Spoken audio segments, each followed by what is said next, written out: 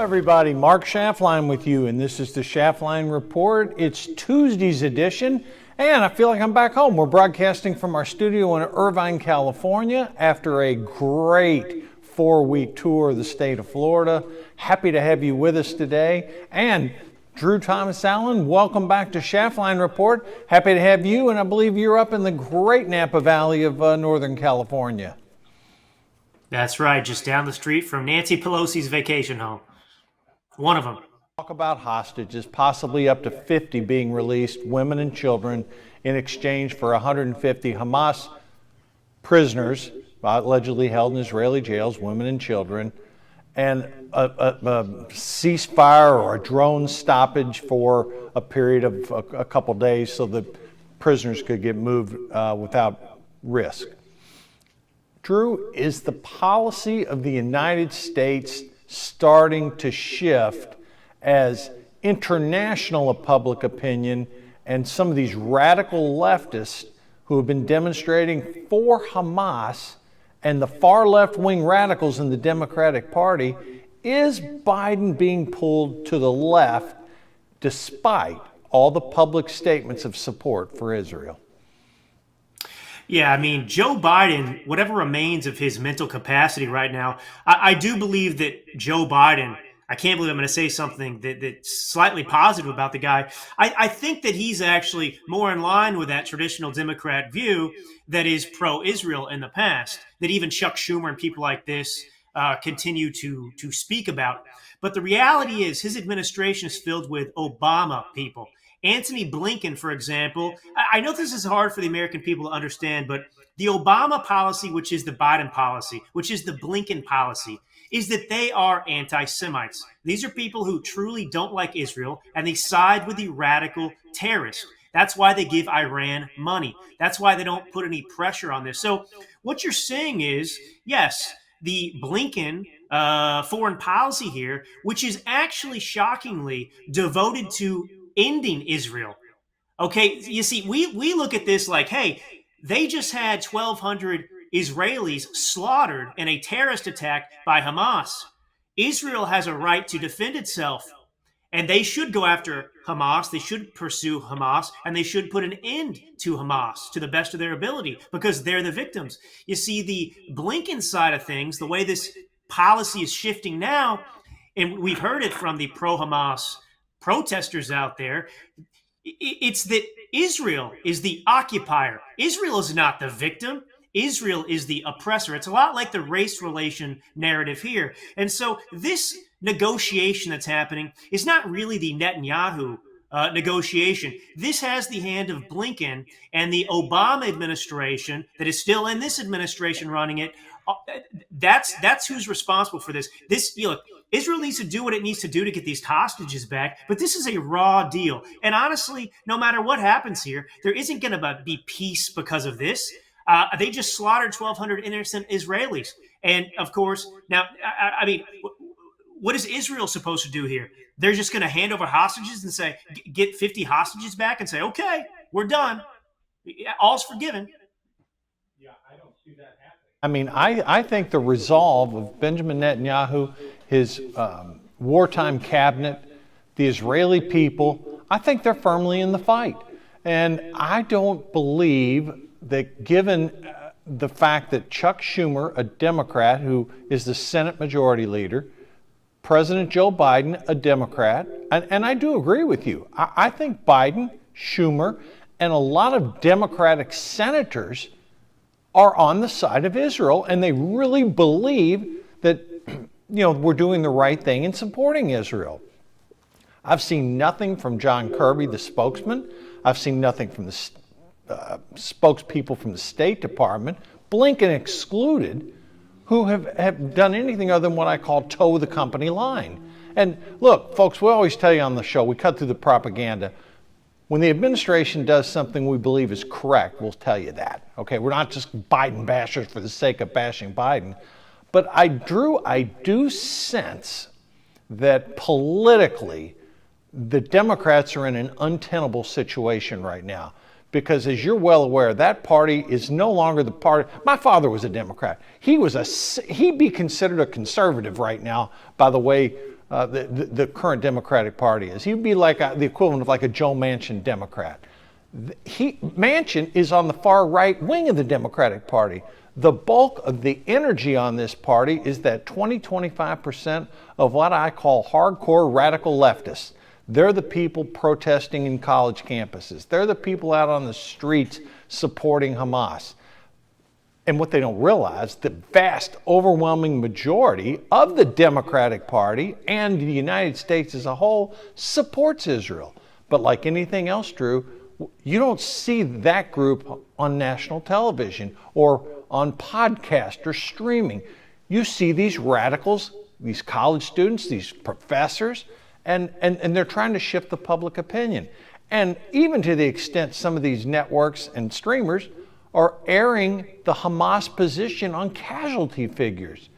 Now, I do not expect Israel's going to change anything. I believe they're going to move forward. When you have an attack, and let's call it what it was, 1,200 people were murdered. You know, the press tries to say, well, they were slaughtered, that they were murdered, 1,200 plus people, okay, and 250 some odd hostages taken. Okay, is from a PR perspective, Hamas is going to, they always are going to try to get the upper hand. But my belief, and I agree with you 100% on Blinken, the Obama side, I think that Israel will continue prosecuting this war. I don't think they went into this with their eyes closed. I think they know exactly what they're doing, because you cannot have an existing sovereign state where someone's launching rockets at you, which is happening right now on two fronts. Yeah, I mean, the challenge is going to be, under this current administration, they might have to go it alone. And that's what's scary. And I think Israel does understand that, as you point out. And, Bibi, he loves Israel. He's a great patriot there. He's been a great friend to the United States of America. And I do believe he will put up with the pressure. He will do what is necessary to defend Israel. And that's his job.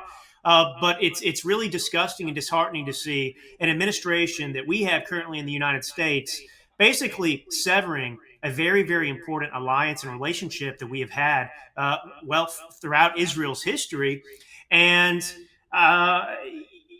it reminds me, though, of what we're missing with a Trump presidency, to be honest, because, under Trump, back in 2017, you had Saudi Arabia, you had the United Arab Emirates, you had Bahrain and Egypt, who were all imposing embargoes on Qatar.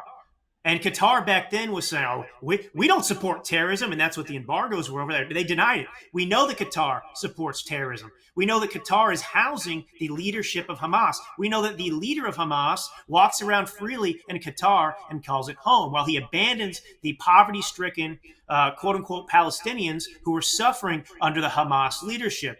And, we are not seeing this administration exercise the United States influence to isolate Qatar, to demand that these leaders of Hamas are turned over, extradited, whatever you want to do. But I mean, this is what's crazy, is because there's opportunity here, because the Middle East, Saudi Arabia and these other countries, they weren't friendly to Qatar. Publicly, they didn't want to have anything to do with anybody who was perpetuating terrorism against Israel or anybody in the West. And this administration's not doing anything about that. Instead, they're sitting there negotiating a deal for Netanyahu to get 50 people back. And of course, it's going to be a better deal for Hamas than it is for the Israelis. And this is sad to see. If we had Trump in office, we would see this put to an end, probably diplomatically and much quicker. Well, and let me second that too. The leaders of Hamas who are in Doha, Qatar, and some of the ones in the Gaza Strip right now, they violated both U.S. and international laws. I mean, there are laws against what they did on October the 7th, and what I fail to understand is why the U.S. has not taken steps towards prosecuting some of these people. I mean, yes, were the people in Qatar, they admit they planned the attack. I mean, if you admit to a murder, shouldn't you be charged? Maybe it'll come in the future, I don't know, but boy, it is a crystal clear violation of U.S. and international laws. And you never hear that clown at the United Nations, talking about that. He's always blabbing about how it's bad for Palestine. I mean, I've literally had enough of it. And I believe, no pun intended, to borrow the name of your book, America's Last Stand, this is Israel's last stand, and they have to win this, and I believe that they will. Let me move on to a couple things here. We've got a few minutes left with you, Drew. Domestically, Joe Biden's handling of the economy is at 39%. Drew, you and I both know you do not get reelected as a president if your approval rating on the number one issue facing most Americans is 39%. The Democratic response to this is, well, maybe we need to change the message. Drew, I don't think the message makes a damn bit of difference. People are burdened under the high inflation they've been dealing with, albeit it's come down from 9% to 3.2%, but their wages have not kept up with that. More and more people are having to visit food banks. The economy's working for a small group of Americans, but not in general. What say you relative to those numbers on Biden on the economy? Well, these policies are devastating for any aspiring incumbent president, of course, and it is a result of this administration's policies, and it's intentional. What we're seeing and what you're seeing with mortgage rates, what you're seeing with home sales, you're seeing the eradication of the middle class. The rich are still doing okay, and everything else is being wiped out, having the rug pulled out from under their feet. And, you have to understand about this administration and these people in charge. They're so arrogant. They hate this. They see, to them, the problem isn't the Biden economy. These rulers that we have, they're sitting there saying, how dare you disapprove of this disaster? How dare you not, celebrate us? And by the way, I'm sure this administration truly, because they believe, 2020 was all fair and square, where are the 81 million people that love me? I got more votes than any president in American history. I'm more popular than Barack Obama. I'm more popular than FDR. Nobody has been loved as much as me, Joe Biden. So how is it that only 39% can approve of me? I got so many votes. You guys love me, I thought. He's got the bulk of the Democratic Party. 53% do not want him even to be the nominee. And, when we see things like housing sales hit a 13-year low, yes, unemployment's at 3.9, but it's looked like it's going to start ticking up. And inflation's come down, but it's still at 3.2%. Who in their right mind would want to run on that type of record? Which is why, and we're going to get into this after the break, these poll numbers for Joe Biden are an absolute disaster. The Democratic Party is trying to basically muzzle people like Elon Musk and his platform X, formerly known as Twitter. And Drew, I got to tell you something. When you're sitting here with food banks overrun and a debt to GDP of 120%, those do not bode well for Joe Biden and the Democrats. Drew, I know you got to run, but I wanted to thank you again. Your book, America's Last Stand. Thank you again for joining me here for this first segment, and I look forward to speaking to you soon, and I wish you and your family a very happy Thanksgiving. Same to you, Mark. I appreciate everything. Okay, we'll be right back in about a minute, folks. The world is about to shift.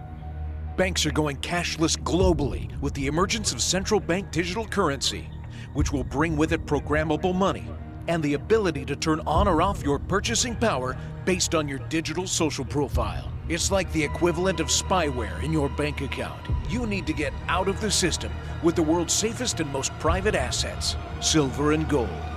Call Kirk Elliott, PhD, 720-605-3900. Banks are supposed to be the safest placeholders for cash in the world, but in 2022 that changed. The Federal Reserve pulled out $2.5 trillion of liquidity out of the banks, and the Fed also changed the requirements so banks don't need to keep any funds on hand. This means banks are starved for liquidity and have now become very dangerous places to hold your assets. Get out of the system with the world's safest and most private assets, silver and gold. Call Kirk Elliott, PhD, at 720-605-3900. Hey, listen, Drew really does have a nice book out there, America's Last Stand. I highly recommend you take a look at it. Let me talk to you about this, though, as we move forward, because we talked about what's going on in Israel. We talked about what's going on in the economy. Joe Biden turned 81 a day ago. Did you hear about that? Of course you didn't. Biden is now 81 years old. And the White House, just like when they ran for election in the 2020 election, we ran the basement strategy, keeping Joe in the basement during COVID. Similar type situation here. You didn't see any type of fanfare. You didn't see anything. Why? Because the Democrats, they do not want to publicize the fact that Joe Biden is now 81 years old. That's right, folks, 81 years old.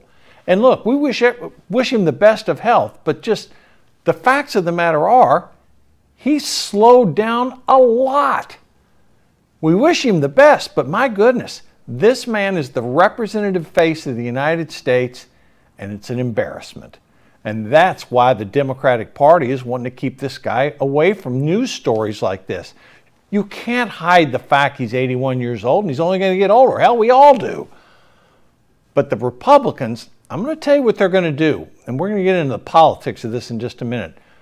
When they start running the negative ads, once we have a nominee in 2024, assuming it's Donald Trump, you're going to see them pound the fact that Joe Biden's 81 years old, and that, oh, by the way, if something happened to good old Uncle Joe, we'd have President Kamala Harris on our hands. Her approval ratings are even worse than Joe Biden's. So, folks, be prepared. That's going to be coming. And did you see what happened with Elon Musk? You know, this group Media Matters, a far left-wing radical organization, they ended up trying to basically infiltrate X, formerly known as Twitter, and have advertisement along what we'll call, for use of the better term, Hitler-esque type things. Okay, boy, Musk was going to have none of that. As advertisers, you know, this Media Matters tried to get out there and blame Musk and blame Twitter, you know, X, formerly Twitter, when that wasn't the case at all. Musk has now launched a massive lawsuit against Media Matters, this liberal-funded, radical, you know, media watchdog company. We'll keep a close eye on that one. Think about this, folks.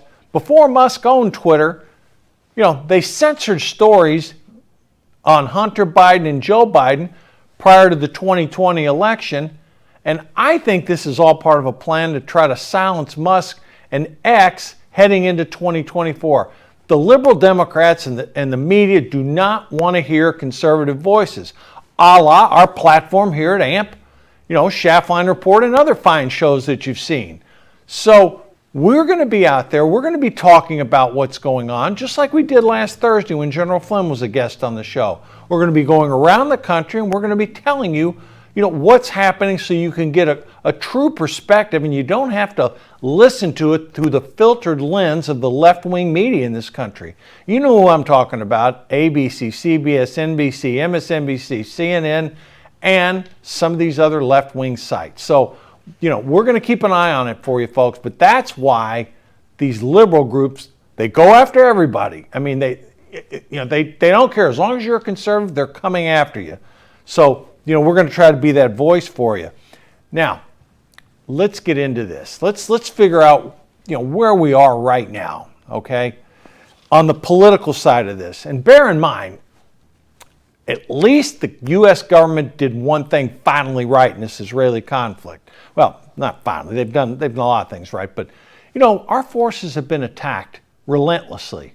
Well, just today, you know, the U.S. took out 5 to 8 militants who were attacking our forces at an air base in Iraq. Finally, we've been advocating this, you know, for weeks. Don't just hit ammunition depots. If there's terrorists attacking our bases, take out the terrorists. And they finally did that. Now, let me get on to the politics of the equation, and I want to talk about where we are right now in this race and why Democrats are just nervous as hell about Joe Biden. Look, the most important issue in any election is the economy. Now, the White House is trying to spin this story, like we talked about in an earlier segment, how things are great right now. You know, unemployment's 3.9, inflation's come down to 3.2. But people aren't feeling it. You know, they're not mentioning that the food banks are overwhelmed with demand. You don't hear that kind of story out there. Elections have consequences. And we are going to be seeing the economy played up in the 2024 election. Look, it's no accident. 52 to 54% of Democrats do not want Joe Biden as their nominee. And it's no surprise the man's not going to get any younger.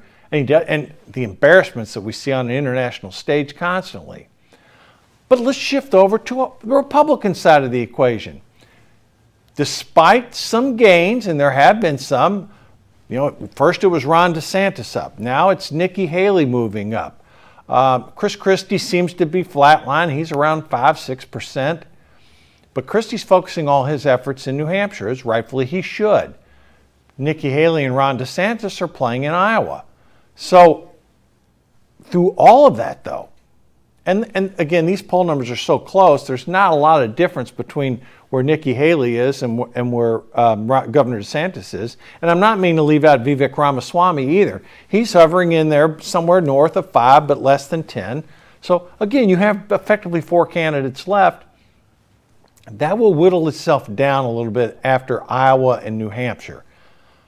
And they always have a saying, there's 3 tickets out of Iowa and 2 tickets out of New Hampshire. I think that's probably true.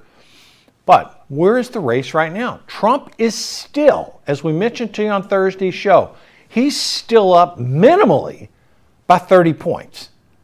And for all the issues that Trump's dealing with right now, since all these indictments, all these news stories came out, Trump is actually gained traction in the polls. Now, you have to ask yourself, why is that happening? Well, it's a really good, I can tell it to you in a nutshell. Ronald Reagan, when he ran against Jimmy Carter back in 1980, he said, are you better off now than you were 4 years ago? And most Americans said they were not. And right now, that's the problem this administration has with the economy. They've had the stewardship of it for 3 years. Certain parts of the economy have done great. There's no question about that. But average, hardworking Americans who live paycheck to paycheck, they're struggling. And so when you have that type of situation, people are going to think, who was president when things were good? Yeah, does Trump have some issues? Of course he does. We all do. But you know what? At the end of the day, we were better off under Trump than we were right now. And a lot of people are coming to that conclusion. Plus, you add in the fact that you currently have 2 left-wingers running. Jill Stein, she's getting about 2% of the vote. Cornel West, he's getting about 2% of the vote. Those votes aren't coming from Donald Trump, folks. They're coming from Joe Biden. Okay? You've got RFK Jr. He's hovering, depending upon what poll you see, 13, 14, 15, 16%. Question is, we don't have the answer on if some of those votes coming from Biden or Trump. My guess is more are coming from Biden. So when you look at a Harris-Harvard poll that came out, and you're sitting here and you say, all right, where are we standing? President Trump, in either a 2-man, 3-man, 5-person race, he's winning anywhere from 5 to 9 points.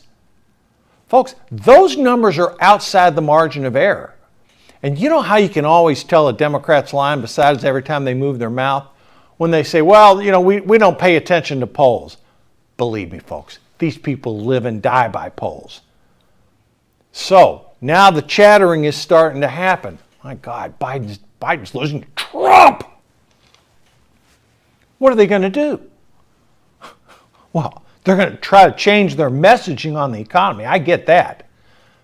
But the economy is like a super tanker on steroids. The policies, it's tough to shift it. And there's some indications that while that unemployment rate's at 3.9 right now, job openings are out there. But my guess is that 3.9 is going to tick into the 4s. That'll be a big news event when it happens, and it could go higher. So Biden could be facing the worst of both worlds. He could see unemployment rising while inflation stays at an elevated level. Yes, it's come down from 9% to 3.2. When you hike interest rates 500 basis points, that'll happen. But like we mentioned earlier in the show, home sales at a 13-year low. okay? You know, you can't, people that don't have rising incomes with elevated house prices and rising interest rates, I know they peaked around 8, now they're about 7.25, 7.3, that's still problematic because only existing homeowners are the ones that can buy. The younger people can't. Well, is it any surprise to you that more younger voters are turning to Donald Trump? Is it any surprise that more Latino voters are going to Donald Trump?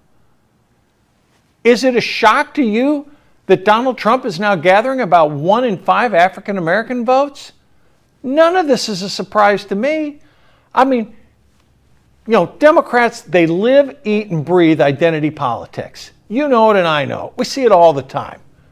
So if we're in a situation here where the economy only benefits the wealthy Democrats, not only, but you get the picture of what I'm talking about, and inflation remains high, wages are going up, but they haven't been able to keep up with it. Certain things have come down, like egg prices came down, used car prices came down, but a lot of the stuff remains elevated. You find yourself struggling with that. Couple that with the horrific policies on our southern border. You know, you've got wars raging in Israel, wars raging in Ukraine, crime in our cities. It doesn't matter if you're on the East Coast, West Coast. You can turn on your local news. It's the same story every night. Heck, congressmen in D.C. is getting their cars carjacked. You know, a homeowner in Los Angeles, 2 thugs come up and he fires at him. What does the state of California do? They take away his concealed weapons permit. People let out of jail early. I mean, you see it, you hear it all the time. So with that against that type of backdrop, no wonder he's got a problem. So from a perspective of where we are right now, if the election was held today, and I know we're 11 months, well, 10 and a half based upon how some states have early voting, Donald Trump would win a decisive electoral landslide, but the election's not today, and a lot can change. The question is, how long will the Democrats stick with Joe Biden if these poll numbers continue to lag and his approval rating, which is right now teetering at 40 approved, 58 disapproved, how long is it going to be before the bigwigs in the Democratic Party, the donor class, the people behind the scenes say, we can't take this. We're going to lose the White House. We're going to lose the Senate. We could lose the House.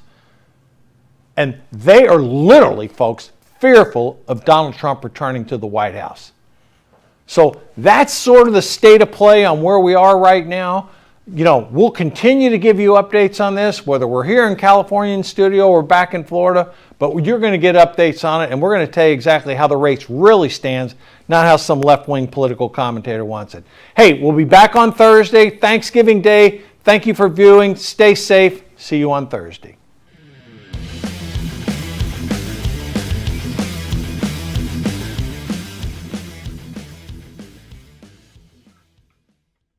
The world is about to shift. Banks are going cashless globally with the emergence of central bank digital currency, which will bring with it programmable money and the ability to turn on or off your purchasing power based on your digital social profile. It's like the equivalent of spyware in your bank account. You need to get out of the system with the world's safest and most private assets, silver and gold.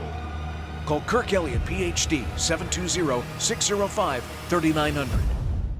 Banks are supposed to be the safest placeholders for cash in the world, but in 2022 that changed. The Federal Reserve pulled out $2.5 trillion of liquidity out of the banks, and the Fed also changed the requirements so banks don't need to keep any funds on hand. This means banks are starved for liquidity and have now become very dangerous places to hold your assets.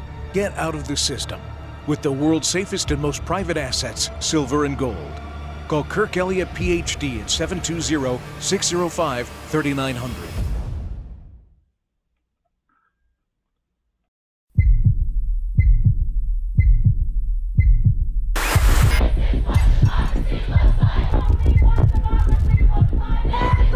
We are here to defend democracy for the people.